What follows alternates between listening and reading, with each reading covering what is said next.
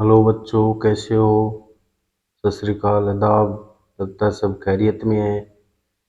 आज मैं माध्यमिक शिक्षा बोर्ड थर्ड लैंग्वेज कक्षा 10 उर्दू विषय के पेपर के पैटर्न के बारे में हम बात करेंगे। मोटा मोटी में देखिए बच्चों कि अपने 80 नंबर का पेपर होता है और उसमें 20 अंक विद्यालय की तरफ से भेजे जाते हैं। 20 अंकों में से तो 20 और 17 अंक के 80 सैद्धांतिक परीक्षा जो आपकी लिखित होगी। इस तरह से 100 अंक के हो गए। हम 17, 23, 24 का जो पैटर्न है पेपर का, उसके बारे में चर्चा कर रहे हैं। तो इसकी 5 इकाई हैं। पहली इकाई है गैर दर्शित प्रवास, जो 8 अंक का होगा। दूसरी इकाई है उसमें मजमून है, यानी निबंध लेखन है, और खत है, और दरख्वास्त यानी एप्लीकेशन, लेटर एप्लीकेशन और निबंध। ये 3 चीज़ें हैं। ये 4-4 नंबर के आएंगे आपके। 8 अंक का ये हो गया। पहली इकाई भी 8 अंक की है, दूसरी भी 8 अंक की है। उसके बाद कवायद है आपके बच्चों, ये 16 नंबर की है। फिर चौथी यूनिट है, उसमें निसाबी किताब है जो आपके उर्दू विषय की, उसका नाम है जान पहचान। उसके 2 भाग हैं, हिस्सा नस्र है और हिस्सा नज्म। ये दोनों 24-24 अंक की होगी। इस तरह से पाँचों इकाई 80 अंक की हो गई। 20 नंबर आपके 17 अंक के विद्यालय की तरफ से भेजे जाते हैं। फिर इस तरह से 5 इकाई हैं ये। 5 इकाइयों के बारे में हम विस्तार से चर्चा करने वाले हैं। बच्चों, वीडियो में नए जुड़े हो तो लाइक करें, शेयर करें, सब्सक्राइब करें, वीडियो को पूरा देखें। चलो आगे चलते हैं हम। पहली इकाई में मैंने आपको बताया था गैरदर्शी इक़्तिबास, जो कि आपका 8 अंक का होगा। इसमें आपको अनशन पेशे जिसको बोलते हैं, आपके सिलेबस से बाहर से आएगा और उसमें 4 सवाल दिए होंगे। प्रत्येक सवाल 2 अंक का होगा। वो सवाल आप उस गैरदर्शी इक़्तिबास में से, अनशन पेशेज में से खोज करके उसका उत्तर लिखना है। फिर इकाई सेकंड है, उसमें तहरीरी महारत हैं, जो कि इसमें मजमून आ गया 4 अंक का, जिसमें ईदगाह है, मेरा पसंदीदा शायर है, मेरा पसंदीदा खेल है, मेरा स्कूल है। इस तरह से 3-4 दिए होंगे, उनमें से आपको एक करना है और ये आपका 4 अंक का हो जाएगा। उसके बाद खतूत नवीसी और दरख्वास्त नवीसी 2 हैं, दोनों अथवा में आएगी। आपको एक करना है, चाहे तो आप लेटर कर लो, चाहे आप दरख्वास्त कर लो। दरख्वास्त में आपकी फीस माफ़ी की है, टीसी की है, ज़रूरी काम की है, शादी में जाने की है। इनमें से कौन सी भी आपके आ सकती है। खत में बधाई के लिए भी आ सकता है और साफ सफाई के लिए भी आ सकता है। कुतुब खाने से किताबें लेने के लिए भी आ सकता है। तो ये आपके सेकंड इकाई 8 अंक की इस तरह से बंटी हुई है। उसके बाद 16 अंक की जो कवायद है, उसमें देखो सिफ्त है, फेल है, मफाल है, फेल, फाल, मफूल, यानी कर्ता क्रिया क्रम, ये इसमें आएगा। सिफ्त बोलते हैं विशेषण को। फेल का मतलब होता है क्रिया। इसमें फेल के साथ फाल और मफूल ये भी हैं। इनकी परिभाषा पूछी जा सकती है आपसे। फिर मुहावरे आएंगे, मुहावरे हैं या कहावतें हैं, ये भी आपका 2 अंक का है। फिर मुतजाद अल्फाज है, विलोम शब्द एक दूसरे के जिद हों, वो 2-3 लफ्ज़ दिए होंगे आपको, उसका मुतजाद बनाना है, 2 अंक का होगा। फिर मुजक्कर मोनिस, स्त्रीलिंग पुल्लिंग, स्त्रीलिंग से पुल्लिंग बनाना, 2 अंक का ये भी आएगा। उसके बाद वाहिद जमा है, यानी एक वचन से बहुवचन, 2 अंक का ये हो गया। फिर साब के और ला के हैं, यानी उपसर्ग और प्रत्यय। उपसर्ग है, लफ्ज़ के पहले लगता है और प्रत्यय आखिर में लगता है। ये भी आपका 2 अंक का आएगा। रमोजअवकाफ है यानी विराम चिन्ह है, सकता है यानी कोमा है, खात्मा है यानी अपना जुमला है यानी अपनी बात को पूरा करना, तो उसको खात्मा से हम पूरा करते हैं। हिंदी में पूर्ण विराम बोलते हैं, उर्दू में खात्मा बोलते हैं, फुल स्टॉप भी बोल सकते हैं इंग्लिश में।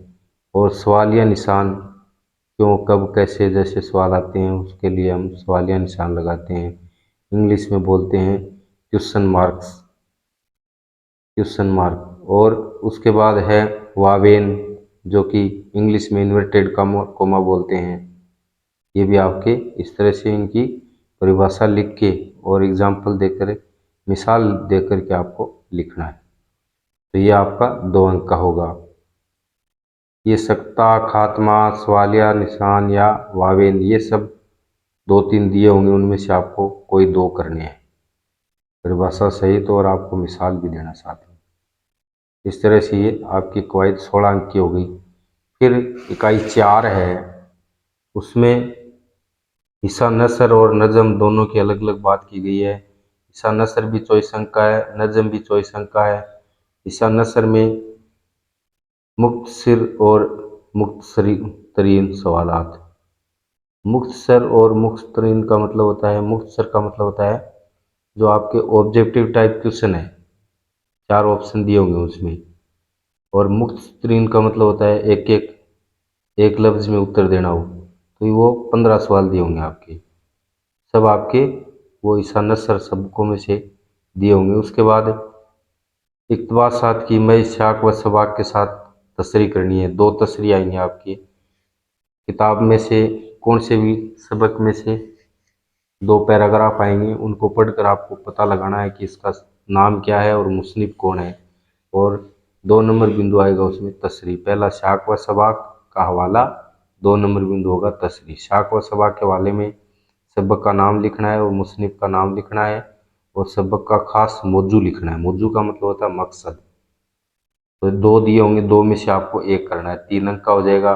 सबक का खुलासा, 2 सबकों के नाम आएंगे आपके, उनका खुलासा करना है यानी संक्षिप्त विवरण लिखना है, छोटा रूप, ये 3 अंक का हो जाएगा। फिर मुसन्निफ़ की हालात ज़िंदगी, तो कोई भी मुसन्निफ़ का नाम, 2 मुसन्निफ़ों के नाम आएंगे, उनमें से एक की हालात ज़िंदगी लिखनी है आपको, 3 अंक की हो जाएगी।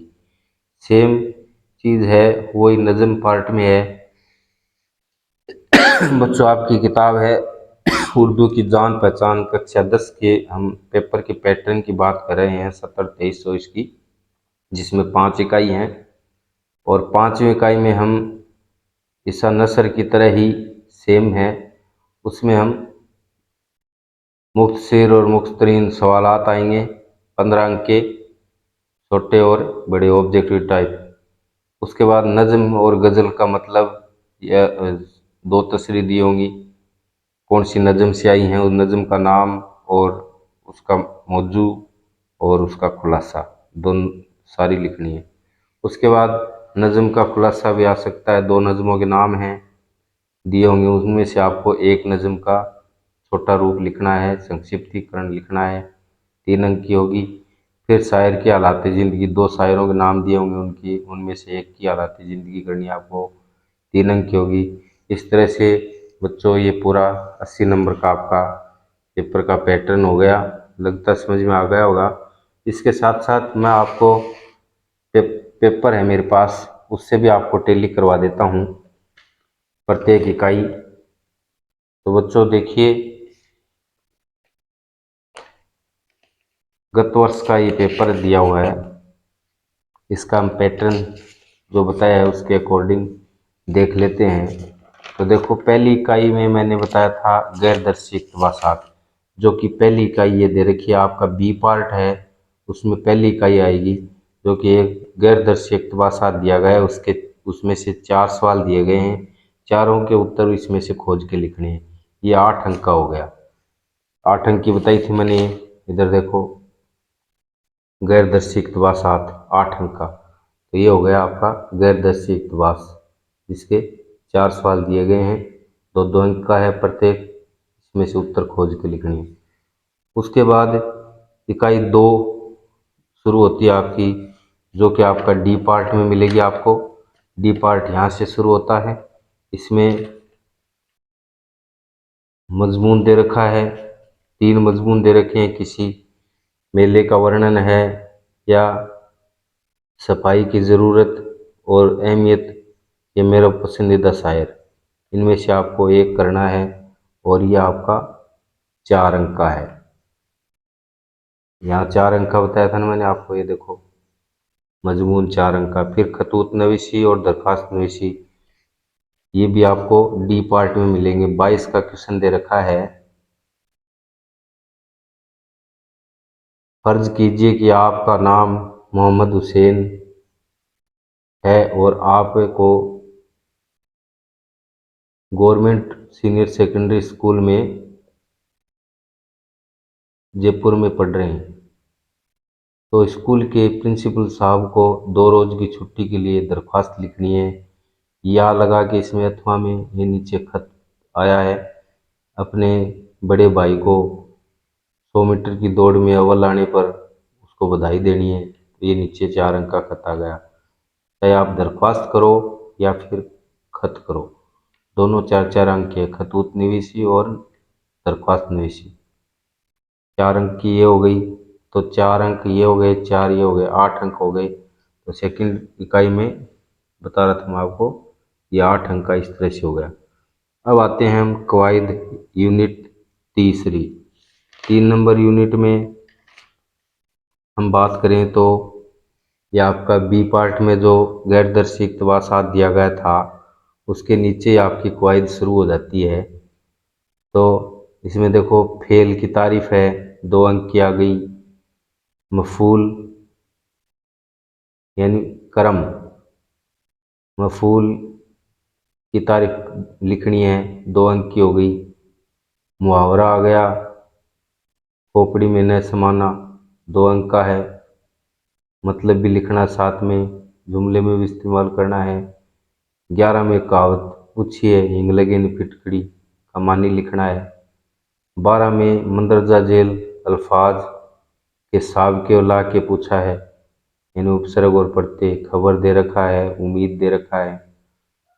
फिर नीचे खतूत नवीसी में खत लिखने वाले का पता कहाँ पर लिखा जाता है, ये भी खतूत नवीसी में से है। उसके बाद वाक़ाती मजमून किसे कहते हैं। फिर 15 का मजमून नवीसी में खात्मा किसे कहते हैं, ये आपका सवालिया निशान में से पूछा गया है। तो इस तरह से आपके ये 16 अंक की कवायद हो गई। 8 प्रश्न है सारे, 8, 9, 10, 11, 12 और 13, 14, 15, ये इस तरह से 8 सवाल हो गए। 2-2 अंक का है प्रत्येक, ये आपकी कवायद के। यूनिट 3 है, 16 अंक की कंप्लीट हो गई। उसके बाद हम यूनिट 4 में आते हैं। 4 नंबर यूनिट में नसर पार्ट और नज़म पार्ट में से छोटे सवाल दे रखे हैं, जो कि 4 ऑप्शन दिए होंगे आपको। ए सेक्शन में आपकी यूनिट 4 मिल जाएगी। 4 और 5 का जो पहला बिंदु है, मुख्तसर और मुख्तसरीन सवालात, 15-15 अंक के। तो 12 सवाल तो ये यहाँ आ गए। 6 इधर हैं 1-1 अंक का और 6 इधर हैं। ये यूनिट आपको पार्ट ए में मिलेगी। 12 अंक के ये सवाल हो गए। फिर 6 आपके खाली स्थान वाले आ जाएंगे इसमें। फिर ये नीचे 12 सवाल हैं 1-1 अंक के, एक लाइन में उत्तर देना है इसका। जैसे वर्ल्ड WW का पूरा नाम है, खत के जरिए लेनिन शो ने खुदा से कितने रुपए तलब किए।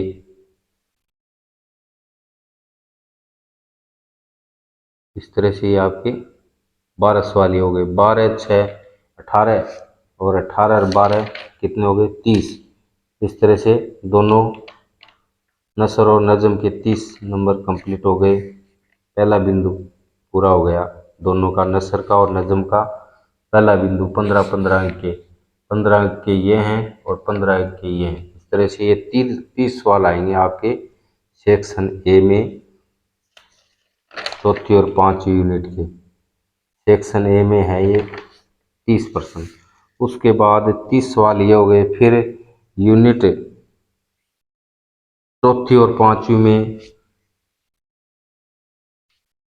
इस तरह से थे। नसर पार्ट में 15 सवाल हो गए और नज्म पार्ट में 15 हो गए, सारे 30 सवाल हो गए। ये चौथी और 5वीं यूनिट का पहला बिंदु है, जो कि 15-15 नंबर के सवाल पूछे गए हैं, जो ए सेक्शन में आएंगे आपके। फिर नज्म के गज़ल का मतलब शाख व सवाक और इक़्तिबासात का शाख व सवाक, जो कि आपको यूनिट 4 और 5 है, उसमें दूसरा बिंदु है। ये देखो आपके सबक में से ये 2 तस्री ली गई हैं शाख व सवाक के हवाले के साथ। 3 अंक की है, मैंने यहाँ 3 अंक का बताया है। 3 अंक की ये आपके तस्री आएगी नसर पार्ट से और नज़म पार्ट से, 3-3 अंक का। तो ये आपके नसर पार्ट की 2 तस्री हो गई 3 अंक की, दोनों में से आपको एक करनी है। उसके बाद ये आपके नज़म पार्ट में से तस्री दी गई है, 2 दे रखी है, एक ये दे रखी या लगा के, दूसरी ये इधर दे रखी है, दोनों में से आपको एक करनी है। उसके बाद तीसरा बिंदु है अपना खुलासा वाला, सबक का खुलासा और नज़म का खुलासा, दोनों 3-3 अंक के हैं।